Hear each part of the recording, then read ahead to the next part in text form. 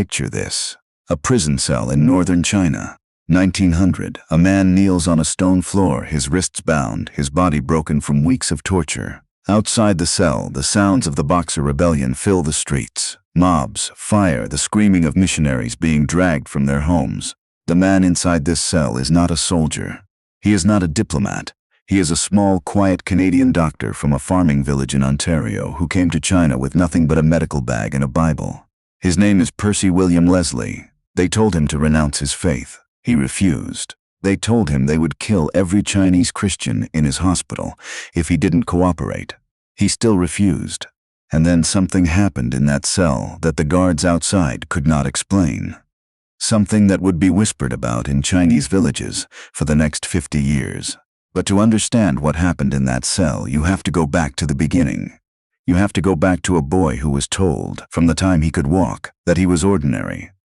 Percy was born in 1871 in Exeter, Ontario, the third of 6 children in a Methodist household that was long on faith and short on money. His father, Gordon Leslie, ran a small grain operation that barely kept the family fed through the Huron County winters.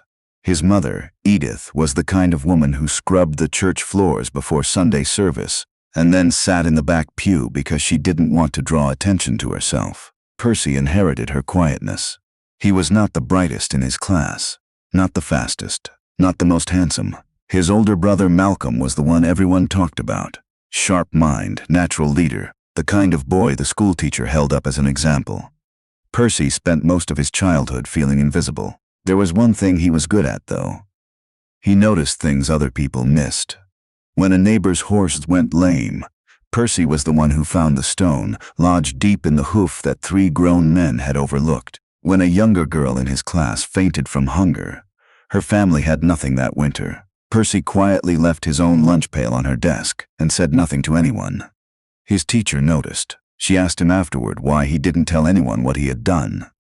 Percy shrugged. "Telling someone would have made it about me," he said. That wasn't the point. He was 11 years old. When Percy was 14, a traveling evangelist came through Exeter. Not the loud, theatrical kind. This man was thin, soft-spoken, almost apologetic about standing at the front of the room. But when he spoke about China, about the millions of people living and dying without access to medicine or the gospel, something shifted inside Percy Leslie that he couldn't name and couldn't shake. He walked home that night in the January cold and stood in the farmyard for a long time looking up at a sky full of stars. He didn't hear a voice. He didn't have a vision. He just knew. The way you know when a door closes in a house you thought was empty. You know someone is there. He told his mother that night. Edith Leslie set down her mending and looked at her quiet third son for a long moment. Then she said, "Then you'll need to be a doctor." It took Percy 12 years to get there. 12 years of working summers on other men's farms to save tuition. 12 years of medical school at the University of Toronto, where he was not the top of his class, but he was thorough, careful, and present in a way that his professors noticed. He graduated in 1896 without ceremony and without celebration. He had no money for a party. He packed a single trunk, said goodbye to his mother on the porch of the farmhouse in Exeter. She pressed his face between her hands and didn't say anything, which was more than any words. And he boarded a train west to Vancouver and then a ship across the Pacific to China. He was 25 years old. He spoke no Mandarin. He knew no one on the other side of the ocean. He carried $40 and a letter of introduction to a mission station in Hunan province that may or may not still be operational by the time he arrived. Most people thought he was out of his mind. The first years were brutal in ways Percy hadn't anticipated. He had imagined difficulty. He had not imagined this particular kind of loneliness. The kind that comes from being surrounded by thousands of people and unable to reach a single one of them through language. The mission station in Hunan was run by a gruff Scottish superintendent named Crawford, who welcomed Percy with a handshake and then immediately put him to work in the clinic, which was a single room with a dirt floor and a table that wobbled on 3 legs. There was no anesthesia. There was no running water. There was barely enough lamp oil to operate by.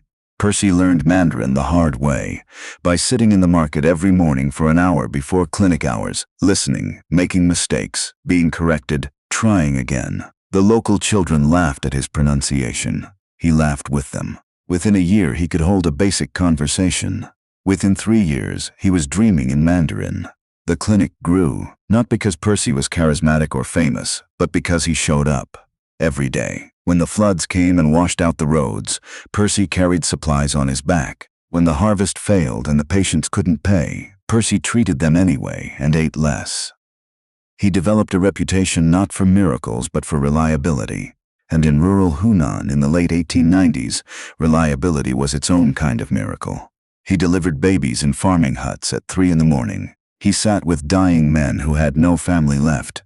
He did surgeries by lamplight that he had no business attempting with the equipment he had, and more of them succeeded than anyone had any right to expect. A local Mandarin, a regional official who initially viewed the foreign doctor with deep suspicion, brought his daughter to the clinic in 1898 after she developed a lung infection that local healers couldn't treat. Percy spent 6 weeks managing her care, sleeping in the family's outer courtyard to monitor her through the worst nights. She recovered. The Mandarin never became a Christian, but he became Percy's protector, and that protection would matter enormously in the years to come. And then, in the summer of 1899, a letter arrived from Canada. It was from Percy's brother Malcolm. His mother was dying. Edith Leslie had been declining for months, the letter said. A cancer that had started somewhere quiet and spread without announcement. She had not told Percy because she didn't want him to come home. But Malcolm thought he should know. By the time the letter reached Hunan, 6 weeks, sometimes 8 weeks, for mail to cross the Pacific in those years, Edith had perhaps 3 months left. Percy held the letter for a long time. He calculated the travel time. Even if he left immediately by the fastest route, there was a real chance he would arrive in Exeter after she was already gone. And if he left, his patients had no one. The clinic had no other doctor. Crawford, the superintendent, had been transferred to another station. Percy was alone in Hunan. He wrote back to Malcolm. He told him to tell their mother he loved her. He told him he couldn't come.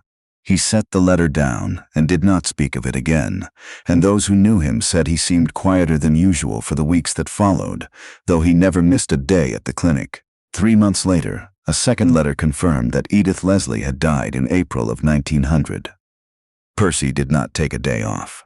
He went to the clinic the next morning the same as every morning. But the world around him was changing. The Boxer Rebellion had been building for years. A violent nationalist movement fueled by resentment of foreign influence aimed at missionaries, converts, and anyone associated with the Western presence in China. By the summer of 1900, it had erupted. Missionaries across northern China were being killed. Chinese Christians were being slaughtered. Villages that had housed mission stations for decades were burning. The Mandarin, who had protected Percy, came to him personally with a warning. "Leave," he said. "Leave tonight if possible." The Boxers were moving south. Percy's clinic, his patients, his Chinese Christian staff, all of it was in danger. Percy stayed. He sent a letter to the mission board in Toronto explaining his decision. He wrote, "I cannot bring myself to abandon these people. If there is a price for remaining, I am willing to pay it. I only ask that if something happens to me, someone will continue this work." The Boxers arrived in the region in late July. They came first for the Chinese Christians Percy had employed, his nurse, his translator, 2 young men who helped run the clinic. They were arrested. Percy went to the local Boxer commander and offered himself in exchange for their release. He was arrested instead. His staff was released. He was taken to a holding cell in the garrison. What happened in that cell over the following 3 weeks is documented in part by the testimonies of 2 Chinese guards who later converted to Christianity and gave accounts of what they witnessed. Percy was interrogated daily. He was beaten. He was given minimal food and no clean water. He was told repeatedly that if he renounced his faith, he would be freed. He refused every time. But the guards reported something else. They reported that at night, when the cell was locked and dark, they could hear Percy praying. Not the desperate, frightened praying of a man begging to be rescued. Something calmer than that. Almost like a conversation. One guard, a man named in the later accounts only as Wei, said that on one particular night a light appeared in the cell. Not from a torch, not from the window, from somewhere inside the cell itself. Wei woke his partner, and both of them stood at the cell door watching through the grate. Percy was kneeling. The light lasted perhaps 3 minutes. Then it was gone. Neither man could explain it. Both men remembered it for the rest of their lives. On the 22nd day of Percy's imprisonment, the Boxer commander received word that international forces were moving south. The political calculation shifted overnight. Percy was released without ceremony, dumped at the edge of the garrison with his medical bag, which they had apparently kept, and nothing else. He walked back to the clinic. The building had not been burned. His equipment was intact. His staff was waiting. The first thing Percy did was examine each of his employees to make sure they were unharmed. The second thing he did was wash his hands and start morning clinic. A journalist from the Toronto Globe, who happened to be traveling through the region, several weeks later found Percy Leslie still at work in the same wobbling table clinic in Hunan, and wrote a brief account of him. The article ran in Canada in October 1900. It was 3 paragraphs long. Percy did not know it had been published until someone sent him a clipping 4 months later. He read it once and put it in the back of a drawer. He had no interest in being written about. The years that followed were, in many ways, the fullest of his life.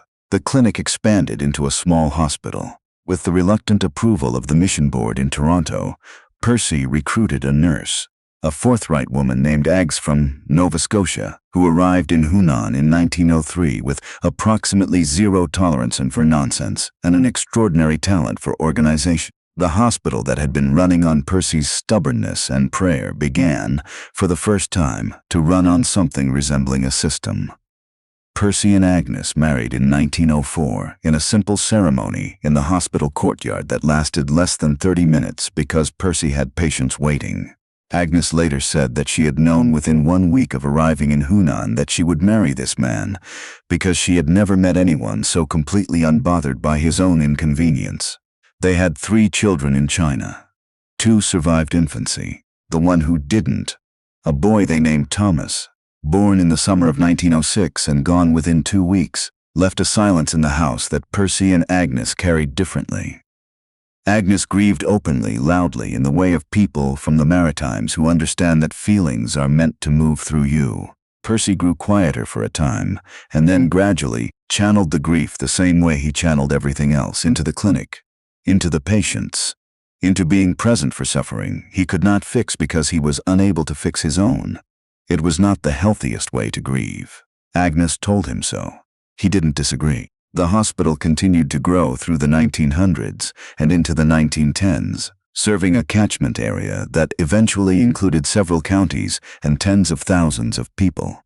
Percy trained local practitioners, Chinese men and women who became the backbone of rural medical care long after the foreign missionaries were gone. He was meticulous about this. He understood, in a way that some of his contemporaries did not, that the goal was never to be needed. The goal was to leave something that would outlast him.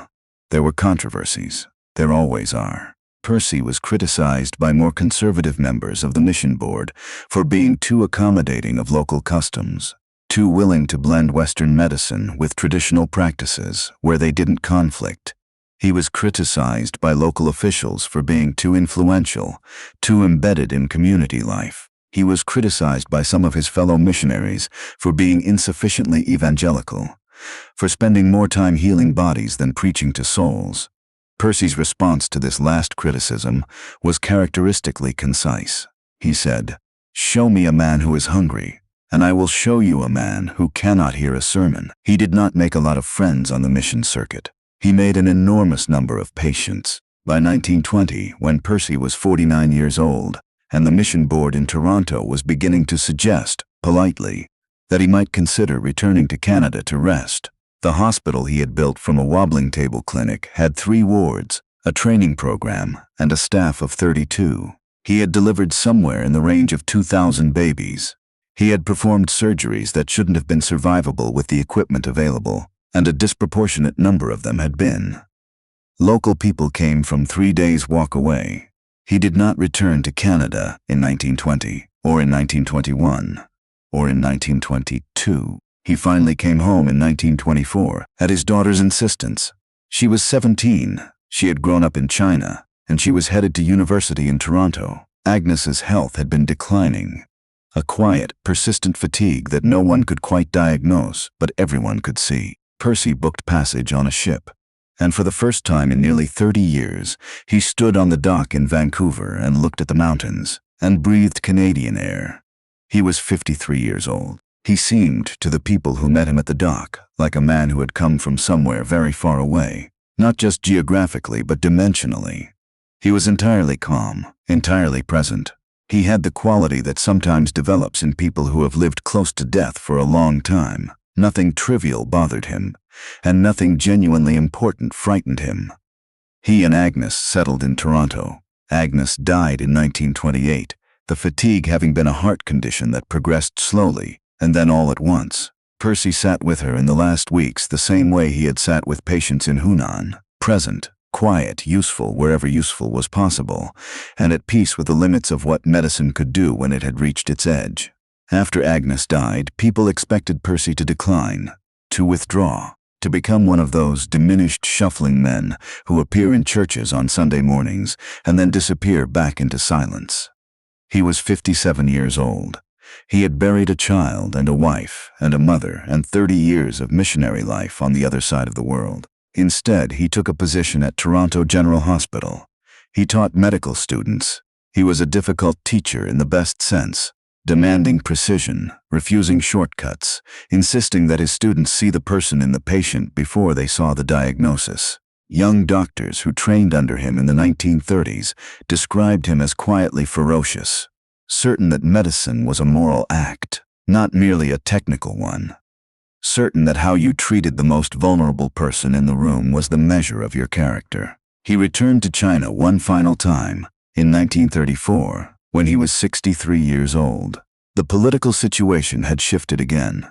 The nationalist government, the pressure of Japanese expansion in the north, the mission stations operating under different circumstances than they had in 1896. Percy spent 6 months at the hospital in Hunan that he had built, training staff, assessing what was needed, and saying goodbye. He knew he wouldn't be back. He moved through the wards one last time and shook every hand, and the people who watched him do it said that the nurses and the patients wept, and Percy did not, and that his face during the whole of it was the face of a man who was not sad but was paying attention, storing everything away like a man who wants to remember exactly how light falls on a particular afternoon. He came back to Toronto in the autumn of 1934. He retired from teaching at 70, not because he wanted to, but because his hands had begun to tremble in a way that made surgery impossible and made him unwilling to continue. He handed over his last class to a younger doctor, shook the man's hand, and walked out of the teaching hospital on a Thursday afternoon without ceremony. He spent his last years in a small house in the Annex neighborhood of Toronto, close enough to walk to Bloor Street when the weather allowed. His daughter visited every Sunday. Former students came by to argue medicine and theology over tea. A church he attended, not a large one, not a famous one, knew him simply as Percy, the old man who arrived early every Sunday morning and could always be found in the same pew, third from the back on the left, sitting quietly before the service began. He was asked, toward the end of his life, to write an account of his years in China for the Mission Board archives. He wrote 11 pages, brief, factual, understated. He included no mention of the cell in 1900, of the guard's account of the light, of the Boxer commander who had released him without explanation. When pressed on why he had left these things out, Percy said, "Those things happened to me. Writing about them would make them feel like they were for me. They weren't." Percy William Leslie died in February of 1943, at the age of 71, in his house in the Annex. His daughter found him in his chair by the window, his Bible open in his lap, a cup of tea gone cold on the table beside him. He had been reading, apparently, until very close to the end. There was no large funeral. There was no obituary in the Globe, no tribute from the Mission Board, no street named after him. The people who had known him in China were mostly gone or unreachable. The hospital he built in Hunan continued to function under Chinese staff through the war years and beyond. It exists still, though not under any name that carries his. His daughter donated his papers to the University of Toronto archives, where they sat largely unexamined for decades. A researcher who came across them in the 1970s described them as remarkable, not for what they contained, but for what they left out. 30 years in China, thousands of patients, a documented imprisonment during the Boxer Rebellion, and Percy Leslie's 11 pages of memoir mentioned almost none of it. What he wrote about instead were the patients, their names, their villages, what had been wrong with them, and what had happened when they left. He remembered the patients. He let them remember him however they chose. The two guards, the men who witnessed the light in the cell, both eventually converted. Wei's account, recorded by a missionary in the 1920s and preserved in a small archive in Hunan, describes the night simply. He says he saw it. He says he does not know what it was. He says he has spent 20 years thinking about the fact that the man in the cell was not afraid, and that the man's lack of fear was more persuasive to him than the light itself. I have seen frightened men pray, Wei wrote. I had never seen a man pray like he was talking to someone in the room. What do you do with a life like Percy Leslie's? It doesn't fit the categories we usually use. He was not famous. He was not particularly eloquent. He performed no miracles that he claimed as his own, though others claimed them on his behalf. He simply showed up every day in the place he believed he was supposed to be and did the work in front of him as carefully and as lovingly as he could. There is a word for that. It is not heroism exactly, though there was courage in it. It is not holiness exactly, though there was something close to it in the steadiness of his attention. The word might be faithfulness, the ordinary, unglamorous, completely unremarkable kind, the kind that looks from the outside like nothing at all, and looks from the inside like everything. Percy William Leslie chose, every single day for 50 years, to be present to the person in front of him, to learn their language, to sit with their dying, to stay when leaving would have been easier, safer, more sensible, entirely understandable. He chose presence over comfort again and again, in a hotel room in a sense, in a prison cell, in a wobbling table clinic in Hunan, in a Toronto teaching hospital on a Thursday afternoon, in a chair by a window in February. He paid the price not all at once but in daily installments, quietly, without announcement, without ever appearing to calculate what it was costing him. And the people he served, the ones who walked 3 days to reach his clinic, the ones whose names he wrote down in 11 pages of careful script, the ones who wept when he said goodbye and remembered him for the rest of their lives. They knew something about Percy Leslie that he would never have said about himself. They knew he had given them everything, and that the giving had not diminished him. It had made him somehow more.